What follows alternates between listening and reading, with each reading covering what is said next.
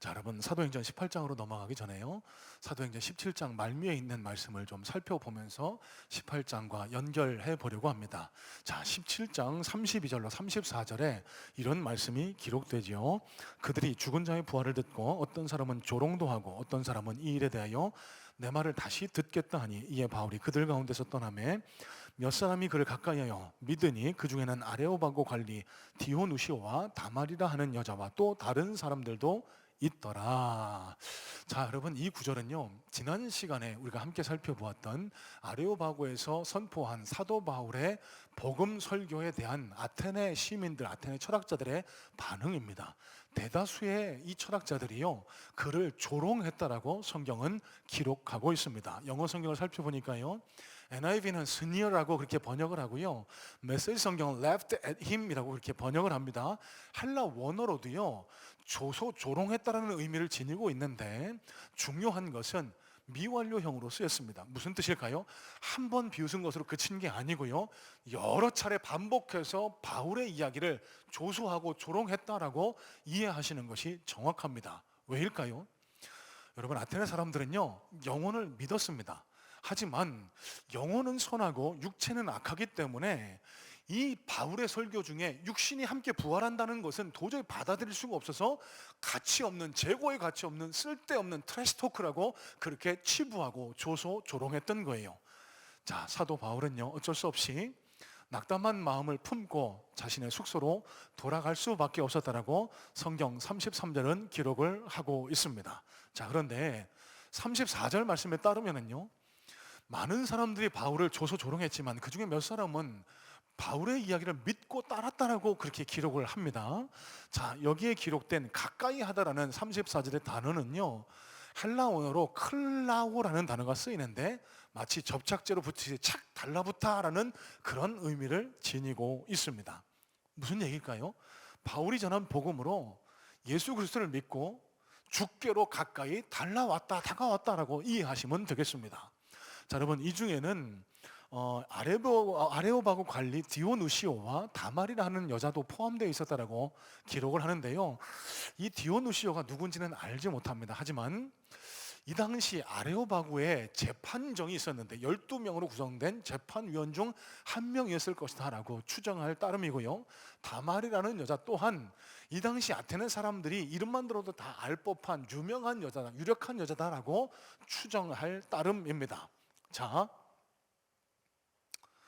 여러분 아테네에서 바울의 사역은요, 다른 지역에서 사역과는 달리 많은 사람들의 회심, 그래서 많은 사람들이 주께로 돌아오고 교회가 불같이 일어나고 이런 역사는 일어나지 않았습니다.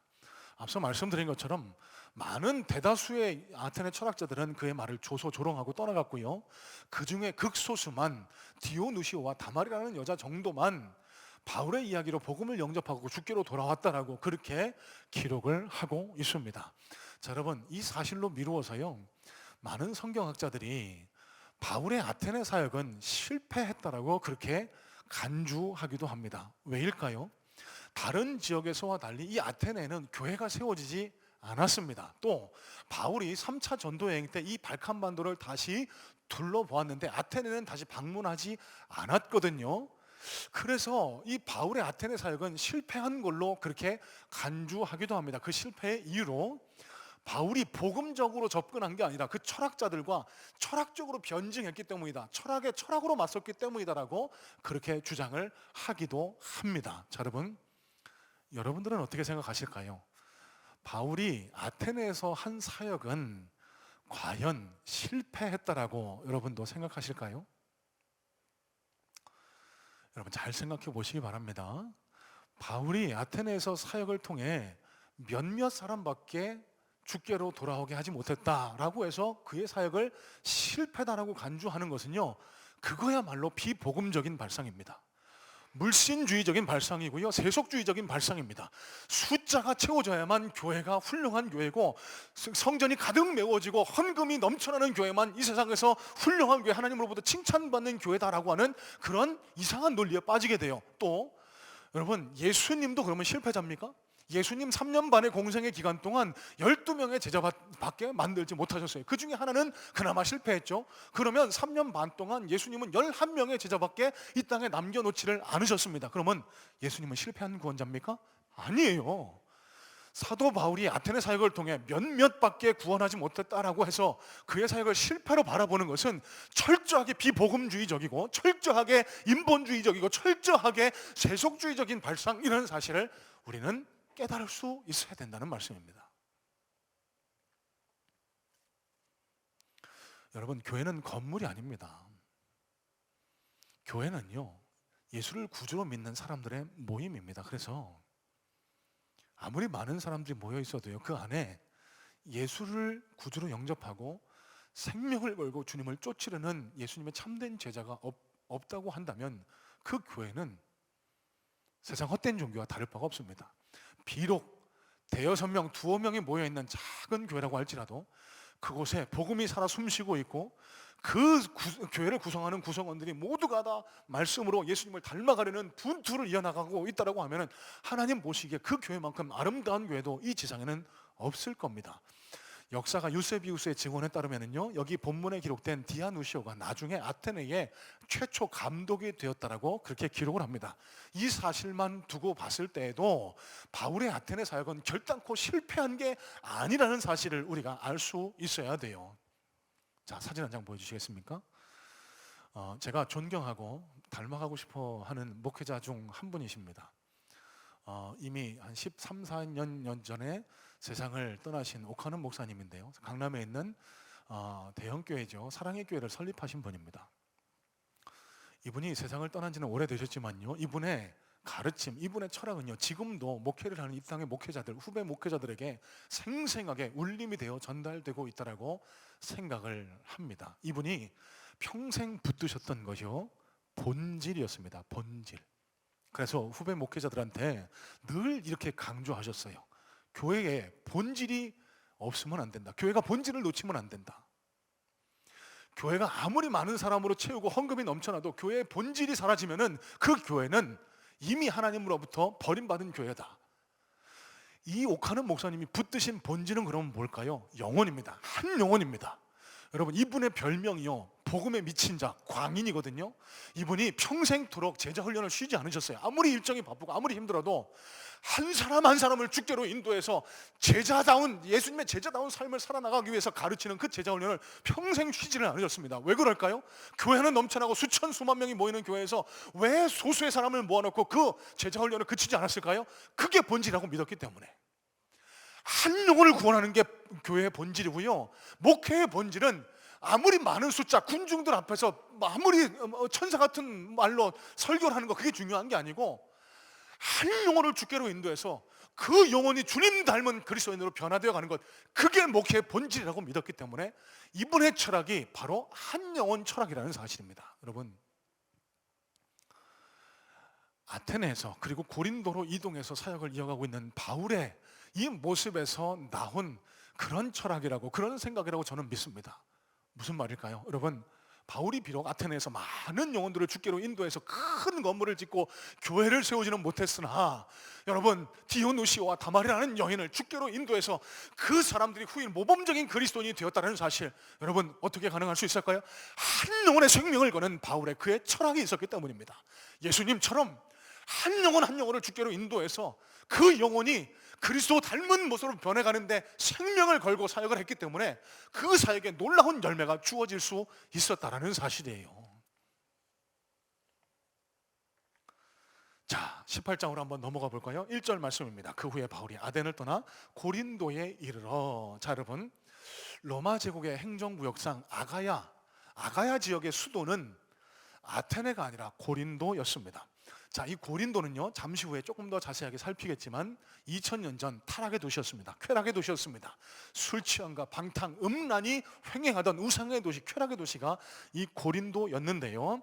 자, 여러분, 이 사도 바울이 왜 이토록 영적으로 어둡고 타락한 도시 고린도를 찾아갔나라고 하는 단서가 후일 그가 고린도 교회 성도들에게 보낸 편지 속에 그 단초가 제공되고 있습니다. 자, 고린도전서 16장 15절 말씀에 이런 구절이 기록됩니다.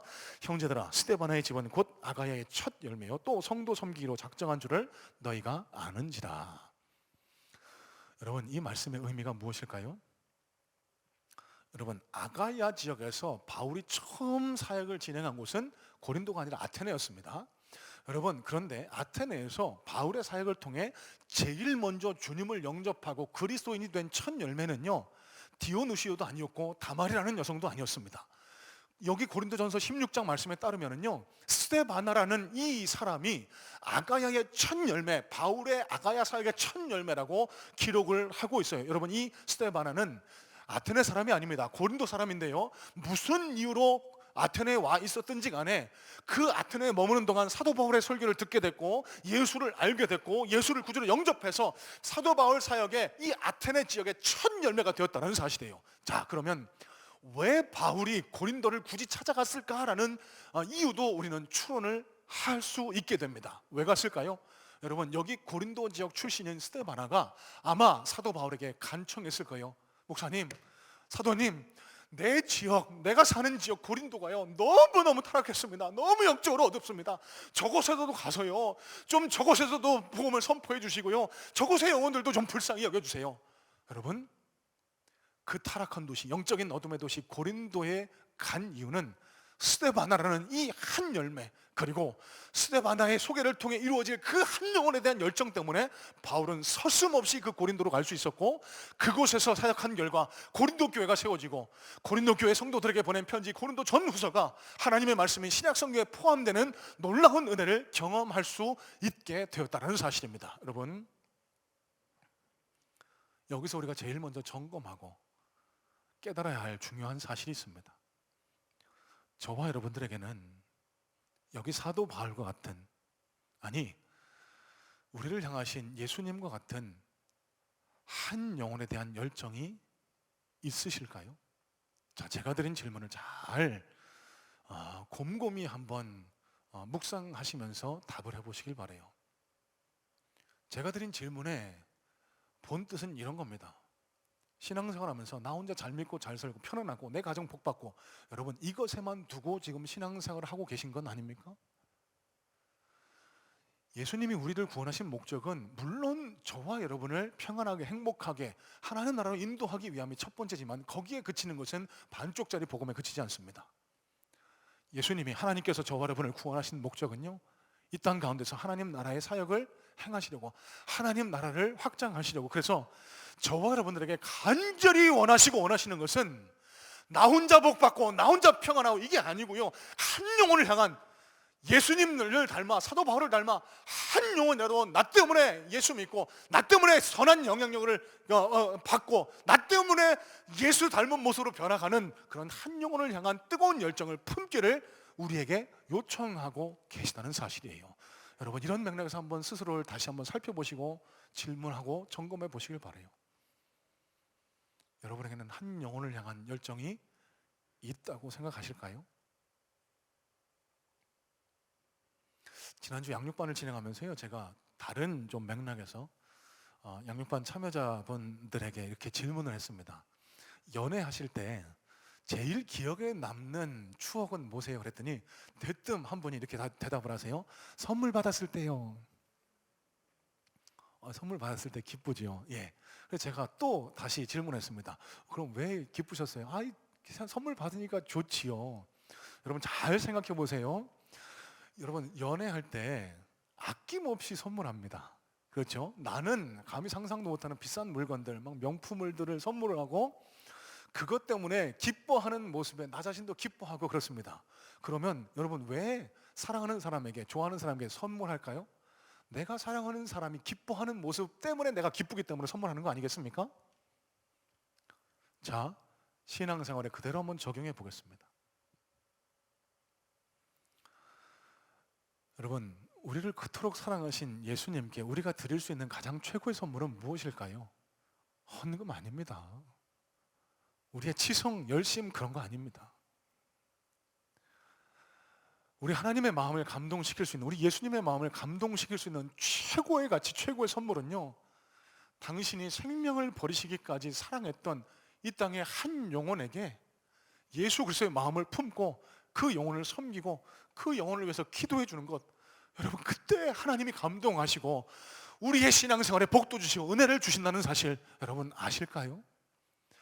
한 영혼 철학, 한 영혼을 귀하게 여기고 한 영혼을 섬길 수 있는 그 열정을 품어야 되는 이유가 바로 여기에 있는 거예요. 여러분 누차 반복해서 말씀드리지만 저는 여러분들을 향한 목적과 목표는 명확합니다. 여러분들이 행복한 신앙생활 하시기를 저는 간절히 소망하고 그렇게 인도하기를 소망하고 있습니다. 그러면 어떻게 해야 여러분들의 삶이, 여러분들의 신앙이 행복할 수 있을까요? 여러분 오늘 말씀을 통해 우리가 깨닫게 되는 것은 나 혼자 복받자고 이기적으로 자기중심적으로 신앙생활하는 게 아니라 내 곁에 누군가 한 영혼을 품고 그 영혼을 위해서 눈물 뿌려 기도하고 그 영혼을 섬기는데 내 사랑을, 내 시간을, 내 열정을 투입할 때 예수님이, 우리 주님이 감동하시고 우리 삶과 신앙 위에 놀라운 복과 은혜를 허락해 주실 수 있다는 사실이에요. 저는 소망합니다. 우리 모든 성문의 성도님들이 예수 그리스도의 마음을 닮아서 한 영혼이라도 품고 그 영혼을 주님께로 인도하는데 눈물과 기도, 수고와 땀을 아끼지 않는 그러한 바울과 같은 한 영혼에 대한 열정을 지닌 참된 그리스도인 되실 수 있기를 간절한 마음으로 소망해요. 제가 어제요 신방을 다녀왔습니다. 지난 부활 주일날 마지막 말미에 설교했듯이 여러분들이 해주신 그 귀한 부활 헌금으로 우리 좀 몸이 불편하신 분들, 환우분들을 찾아가서 좀 위로하고 기도해드리는 그런 일 때문에 한 집사님을 찾아가서 그렇게 여러분의 위로를 전달해드리고 함께 기도하고 시간을 나누고 대화하고 돌아왔거든요. 제가 이분 뭐 굳이 말씀을 안 드려도 누구인지 금방 알아차리실 수 있을 것 같아요. 이분한테 갈 때마다 위로해드리러 가는데 오히려 제가 위로받고 올 때가 더 많습니다. 이분이 젊은 나이입니다. 이제 30대 중반이신데 40대인가요? 이제 직장암 4기로 투병 생활을 시작하셔서 이제 폐와 간으로 전이 돼서 다 수술하고 이제 항암을 수십 차례 하고 이제 조금씩 회복하는 단계에 계십니다. 여러분 얼마나 고통스러우셨을까? 이분이 솔직하게 그렇게 말씀하세요. 너무너무 힘들다고, 너무 고통스럽다고, 너무 고통스러워서 하나님 하고 찾으면 하나님 잘 응답도 안 하시더라고. 가끔만 마음속에 희미한 음성만 들려주시더라고. 아파 죽겠어요. 그래도 하나님 잘 보이지 않아서 너무 힘들었다고. 그런데 그 칠흑 같은 어둠의 투병 생활 가운데 저하고 한 약속이 참 큰 힘이 됐다라고. 저하고 나는 대화가, 저도 물론 기억합니다만 이제 처음 수술을 앞두고 교회에서 이야기를 나누고 제가 기도해 주면서 제가 이런 이야기를 했습니다. 집사님, 저는 집사님 포기 안 합니다. 우리 교회도 집사님 절대로 포기 안 합니다. 그러니까 꼭 이겨내세요. 아프고 힘들고 고통스러울 때마다 저하고 한 이 약속이 계속 생각나서 그래도 어떻게든 이겨보겠노라고 힘을 내보고 또 힘을 내봤다고 이렇게 고백을 하세요. 자, 이분이 대화 가운데 저에게 참 제 마음을 울리는 감동적인 격려를 해주셔서 잠깐 나누려고 하는데요. 이분이 어느 날 너무 고통스러운 가운데 누워서 이런 생각을 해보셨답니다. 저희 교회 오신 지 얼마 안 돼서 암이라는 사실을 알고 투병 생활을 시작하셨거든요. 그러면 왜 얼마 되지도 않은 성문교회에 와서 아프기 시작했을까? 왜 이렇게 성문교회 성도님들한테 기도의 빚을 지고 그렇게 사랑의 빚을 지게 됐을까? 그렇게 묵상하고 기도하는 가운데요, 하나님께서 이 집사님 마음에 한 응답을 주셨대요. 깨달음을 주셨대요. 하나님이 이렇게 말씀하시더라는 것 같다라는 겁니다. 김 집사, 저기 가면 이진호라는 목사가 있는데 거기 가면 그 목사는 너 포기하지 않고 품어줄 거야. 그 마음이 들어서 자기가 얼마나 마음이 행복하고 마음이 좋았는지 모르겠더라고. 그 얘기를 듣는데요, 제가 너무 감동이 돼서 막 울컥하는 마음을 참지 못해 일어나서 그냥 눈을 감고 기도를 해줬습니다. 오늘 설교를 준비하면서요, 한없이 부족한 제 모습을 발견하고 마음이 많이 낙담됐거든요. 목사라고 강단에 설교는 하고 있지만, 목사의 허울을 쓰고 살아가고 있지만, 바울과는 도저히 비교할 수도 없는, 한 영혼 한 영혼을 품고 생명을 걸고 달려가야 하는 진짜 목회자의 본질은 어느덧 희미해져 가고 있는 것 같은데, 마치 하나님이 너무 낙담하지 말라고 저에게 그 김 집사님을 통해서 저를 위로하시는 것 같아서요, 너무너무 행복하고 너무너무 위로받고, 그러고 제가 위로받고 돌아왔습니다. 여러분, 제가 지금 무슨 말씀 드리고 싶어서 이 말씀을 나눌까요?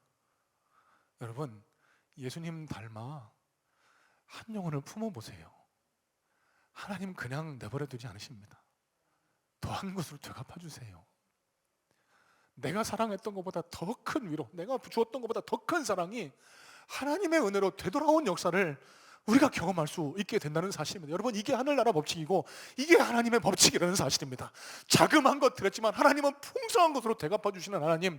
그래서 하나님의 마음, 우리 주님의 마음을 닮아서 그 주님의 마음을 알아서 그토록 주님이 아끼시는 그 한 영혼을 향해서 내 삶을, 내 시간을, 내 물질을, 내 정성을 희생을 하면은요, 하나님이 수백 수천 배로 갚아주시는 은혜를 경험할 수 있게 된다는 사실입니다. 여러분, 이 은혜를, 이 행복을 충만하게 경험하는 우리 성문의 성도님들 되시기를 주님의 이름으로 축복합니다. 여러분, 혼자 신앙생활에서 절대 기쁘지 않습니다. 내 옆에 있는 그 영혼을 품어보세요. 그 영혼을 위해서 눈물 뿌려 기도해보세요. 어느 순간 하나님의 카이로스의 때에 되갚아주시는 하나님의 은혜, 되갚아주시는 하나님의 역사가 여러분 삶과 심령 위에 파도처럼 밀려오는 역사가 일어나게 될 줄로 믿습니다. 자, 두 번째입니다. 18절, 2절, 3절 말씀 다시 한번 살펴봅니다. 2절로 3절 말씀입니다. 아굴라라는 본도에서 난 유대인 한 사람을 만나니 글라우디오가 모든 유대인을 명하여 로마에서 떠나라 한 고로 그가 그 아내 브리스길라와 함께 이달리아로부터 새로운지라. 바울이 그에게 감에 생업이 같으므로 함께 살며 일을 하니 그 생업은 천막을 만드는 것이더라. 여러분, 과거 아가야의 수도였던 고린도는요, 인구가 약 60만 명이었다고 합니다. 대도시였습니다. 자, 이곳은요, 각종 건축 양식과 문화로 헬라 문명을 주도하던 도시였습니다. 그런데 이 도시는요, 지금의 뉴욕, 런던처럼요, 원주민들보다 외부로부터 유입된 인구가 더 많았는데요, 그러니까 로마 군인들, 노예들, 디아스포라들, 세계 각국의 인종이 어우러져 살던 그런 인종의 장이었습니다. 이곳은 또 풍부한 부를 누렸다고 하는데, 양쪽으로 큰 항구가 위치하고 있어서요, 물질적으로 풍성할 수밖에 없었는데, 여러분, 도시에 대한 정체성이 없습니다. 각국에서 온 사람들이 섞여 살고 있습니다. 도시에 대한 자존심, 프라이드, 정체성 없이 풍성한 물질의 부만 누리다 보니까 필연적으로 이 도시가 타락하게 됐습니다.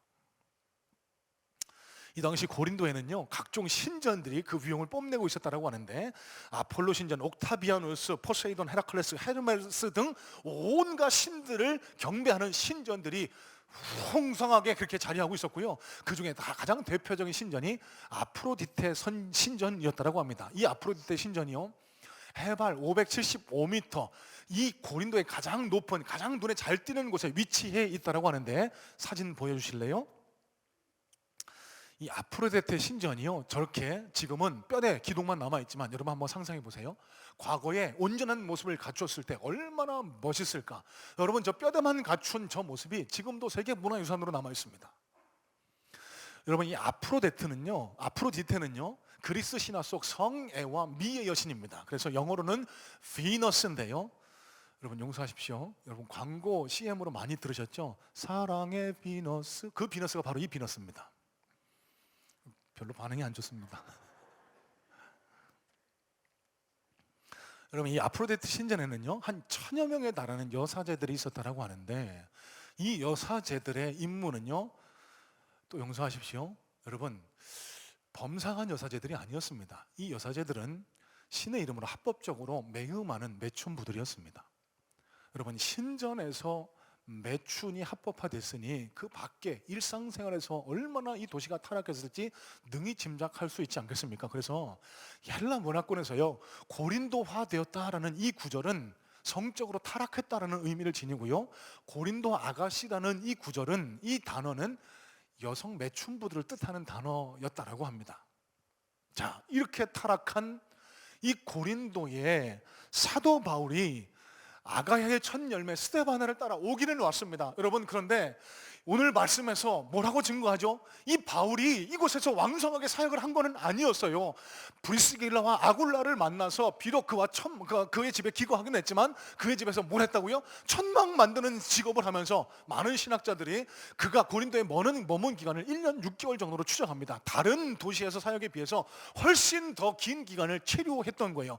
뭐 하면서? 천막 만들면서. 자, 여러분 생각해 보시기 바랍니다. 바울이 전도 여행을 다니다가 고린도에 왔는데 천막을 만들면서 그저 1년 6개월을 보냈습니다. 바울 입장에서 굉장히 답답하지 않을까요? 하지만 여러분, 이곳에서 바울은 그의 귀한 동역자 브리스길라와 아굴라를 만나게 됩니다. 자, 먼저 이 아굴라라는 사람에 대해서 잠깐 살펴보려고 하는데요. 자, 오늘 본문 말씀에 따르면 아굴라는 유대인이었다라고 기록을 합니다.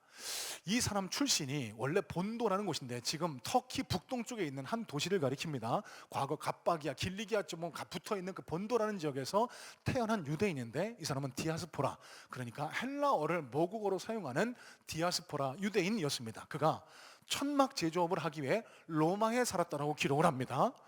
여러분 상상해 보세요. 뉴욕으로, 런던으로 가서 사업을 시작했다. 여러분 꽤 가슴에 야망을 품고 사는 사람 아니었습니까? 그곳에서 유력한 가문의 여인 브리스길라를 만나 결혼합니다. 많은 신학자들이 로마에 거주하던 유력한 가문의 자제였을 것으로 추정해요.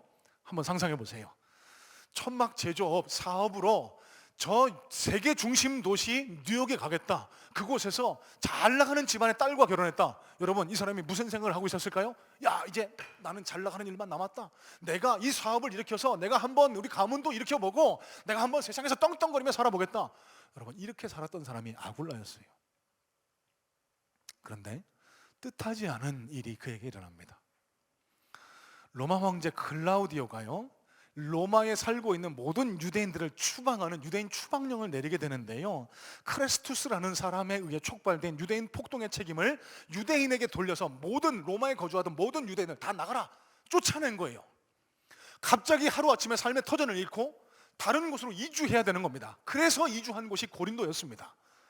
여러분 아굴라의 이때 심정을 한번 생각해 보시길 바라요. 청운의 꿈을 품고 내가 세상의 중심에서 한번 성공해 보겠다라고 로마를 찾아갔는데 그곳에서 자기와 아무 상관도 없는 이 역사의 소용돌이로 아무 연고도 없는 다른 도시로 이주해 가야 됐던 거예요. 갑자기 이사 가야 됐던 겁니다. 쉽게 말씀드리면 서울에서 사업하다가 갑자기 사업이 나랑 아무 상관없이 법이 잘못돼서 규제가 잘못돼서 저 어디 이상한 시골로 이사 가야 됐던 거와 똑같다고 생각하시면 됩니다. 여러분 어떠실 것 같으세요? 낭망되죠. 왜 나한테 이런 일이 일어날까? 답답하죠. 절망하겠죠. 여러분 그런데요, 그들과 관계없는 삶의 경랑 속에서 이주한 고린도에서 아굴라 부부는요 사도 바울을 만나게 됩니다. 이 사도 바울과의 운명적인 만남 때문에 그 인생이 180도 뒤바뀌는 역사를 경험하게 돼요. 자, 로마서 16장 3절로 4절 말씀에 이런 말씀이 기록됩니다. 너희는 그리스도 예수 안에서 나의 동역자들인 브리스가와 아굴라에게 문안하라. 그들은 내 목숨을 위하여 자기들의 목까지도 내놓았나니 나뿐 아니라 이방인의 모든 교회도 그들에게 감사하느니라. 여러분 이게 무슨 말인지 아시겠어요?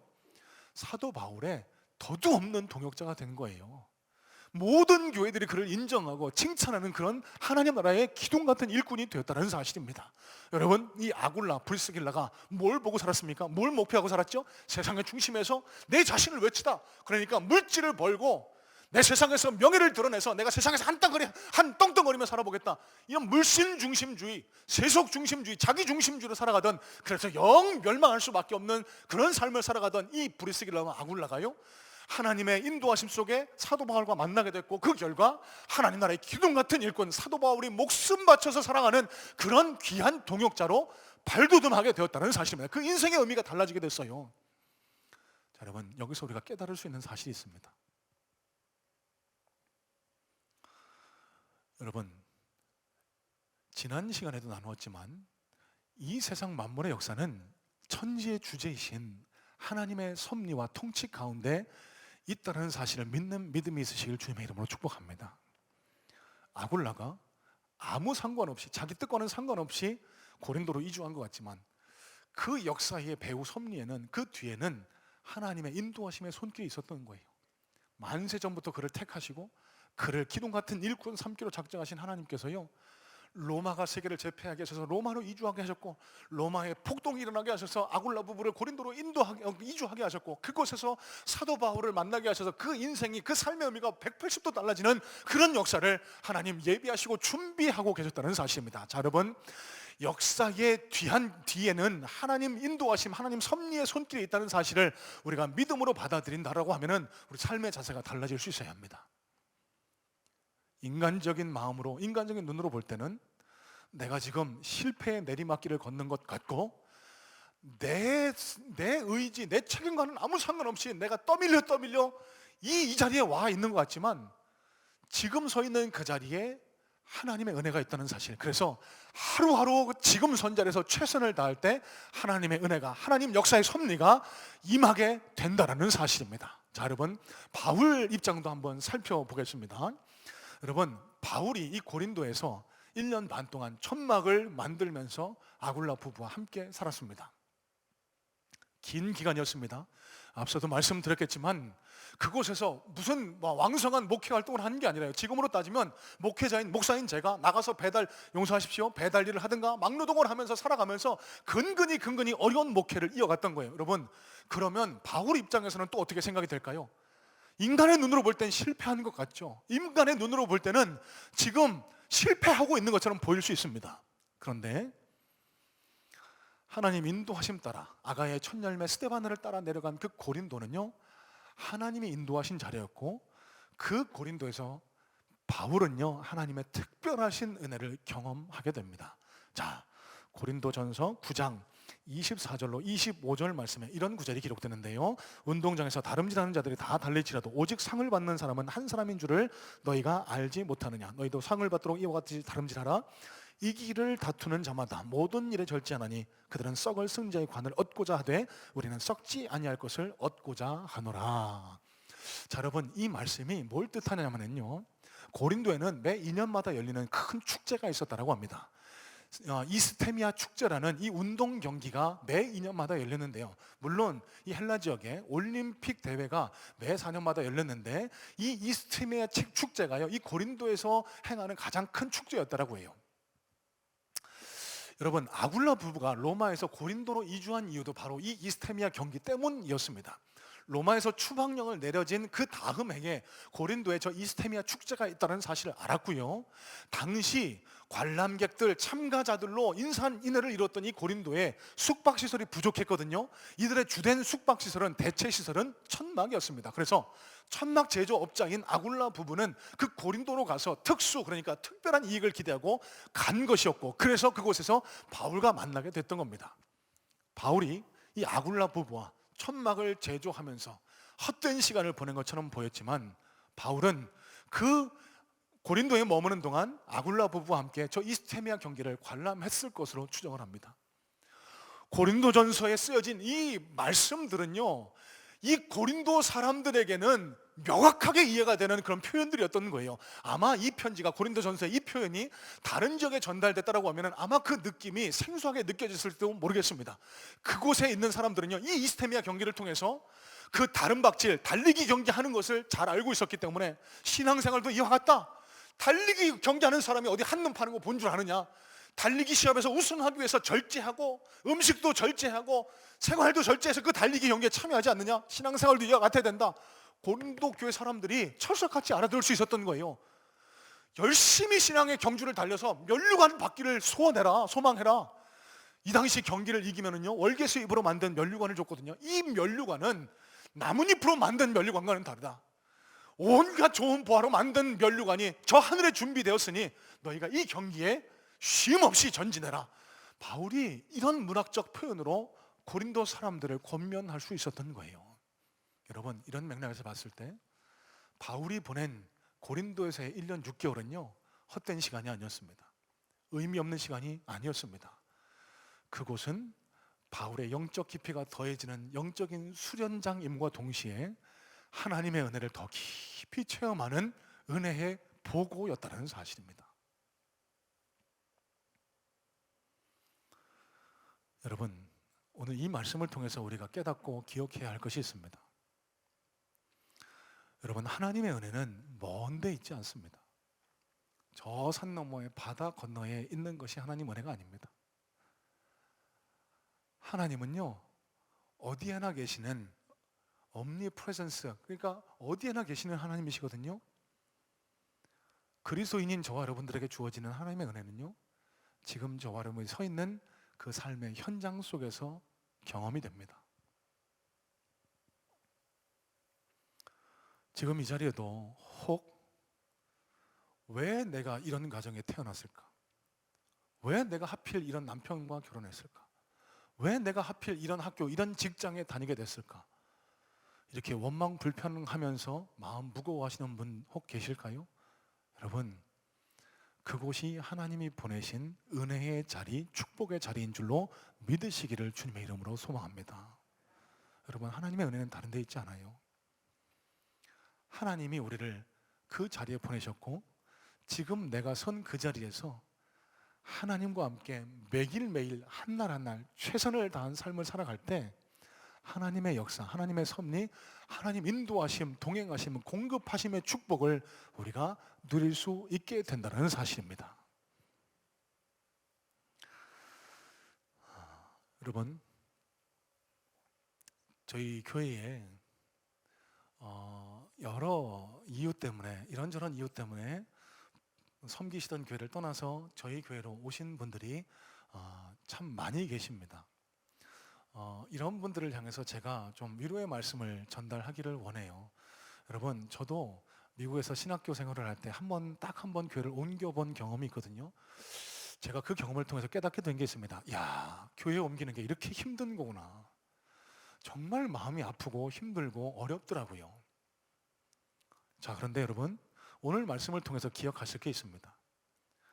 여러분이 어떤 이유 때문에, 무슨 삶의 경랑 때문에, 무슨 신앙의 어려움 때문에 지금 이 자리에 우리 성문교회에 오셨든지 간에 거기에는 하나님의 인도하심, 하나님의 섭리가 계획되어 있고, 이 자리로 인도하신 하나님의 뜻에 부응하는 우리의 가장 최선의 방법은 이곳을 영적인 수련장으로 여기시고 이곳에서 부어주시는 하나님의 은혜를 풍성하게 누리실 수 있어야 돼요. 여기서 보내는 한날 한날을 허비하지 마시고요, 하나님께서 이곳에 보내셨을 때는 하나님의 뜻이 있습니다. 목적이 있습니다. 이곳에서 신앙의 성장을 거듭하시고요, 이곳에서 하나님의 은혜를 날마다 경험하시고요, 그래서 날마다 신앙의 성장을 이루어 가시는 겁니다. 그래서 언제일지 모르지만 하나님의 또 다른 뜻이 있을 때 하나님이 가라고 하신 곳에 예 주님 제가 가겠습니다, 그렇게 나가실 수 있는 것, 그렇게 하나님 파송하신 곳에 갈 수 있는 것, 여러분, 이게 하나님의 인도하심의 손길, 하나님의 섭리를 인정하는 참된 그리스도인의 삶의 태도다라는 사실입니다. 여러분, 이곳이 하나님이 보내신 은혜의 자리, 삶의 현장이라는 사실을 우리가 믿음으로 받아들일 때 한날 한날이 주님의 인도하심 속에 하나님의 통치하심, 하나님의 인도하심을 경험하는 하나님 나라, 천국이 경험되게 될 줄로 믿습니다. 가정에 어려움을 겪고 계신 분들, 왜 내가 이런 가정에, 왜 내가 이런 남편, 아내와 살게 됐는지, 여러분, 그 가정에서 하나님께서는요, 하나님의 은혜를 경험하기를 원하세요. 더 하나님을 붙들기를 원하시고요, 더 하나님께 매달려서 그 영혼을 품고 기도하기를 원하고 계십니다. 아무 목적도 이유도 없이 하나님이 우리를 어렵고 힘들게 하시는 않으신다는 사실을 기억하시고, 원망하고 불평하고 낙담하고 절망하는 것이 아니라 여러분 주어진, 여러분 서 계신 그 자리에서 매일매일 최선을 다한 삶을 살아가시기를 주님의 이름으로 축복합니다. 그럴 때 하나님의 은혜가 우리에게 공급되게 될 것이고요, 그래서 우리가 선 그 자리가 하나님이 함께 하시는 하나님의 나라, 천국, 하나님의 평안, 하나님의 은혜, 하나님의 섭리가 작동하는 놀라운 역사와 은혜를 경험하게 될 줄로 믿습니다. 자, 여러분, 오늘 두 가지 말씀을 나눴습니다. 하나님은요, 지금도 살아 역사하시면서 세상 만물을 주관하시고 통치하고 계시는 천지의 주제이십니다. 여러분, 그렇다고 하면은 이 하나님을 믿음으로 받아들이는 우리 그리스도인들이 갖추어야 할 마땅한 삶의 자세가 있습니다.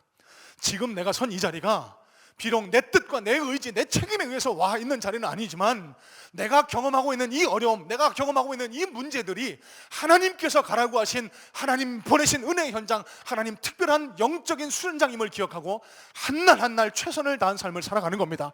주님의 손을 붙들기 위해서 말씀을 붙드는 겁니다. 기도로 주님께 매달리는 겁니다. 그럴 때 그 선자리에서, 그 은혜의 현장에서 하나님께서 허락하시는 놀라운 복과 은혜, 하나님의 역사를 경험하게 되실 줄로 믿습니다. 또 예수님의 마음을 닮아 한 영혼을 품고 그 영혼을 세우는데 진력을 다해 가심을 통해서 하나님께서 주시는 온갖 좋은 복과 은혜를 누려 날마다 행복한 신앙생활을 이어가시는 우리 모든 성문의 성도님들 되시기를 주님의 이름으로 축복합니다.